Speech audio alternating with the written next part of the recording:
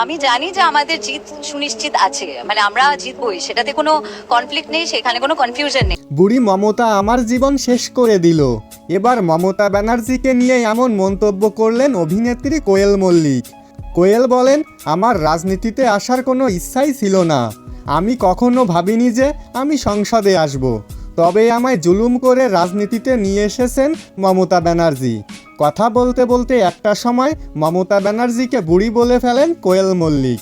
কোয়েলের এই বক্তব্য নিয়ে নানা রকম মন্তব্য করে কমেন্ট করে চলেছেন নেটিজেনরা, যাদের মধ্যে একজন লিখেছেন, দিদি কারো ওপর দোষ চাপিয়ে পার পাবে না, কারণ সকলেই জানে মানুষ রাজনীতিতে কেন আসে। আর একজন লিখেছেন, কোয়েলদি আপনার আসলে রাজনীতিতে আসাই উচিত হয়নি, আপনি অভিনেত্রী হিসেবে যথেষ্ট সম্মান কামিয়েছিলেন। কেউ বা লিখেছেন, ভোটে জিতলে কি আর মমতাকে নিয়ে এমন কথা বলতে পারতেন?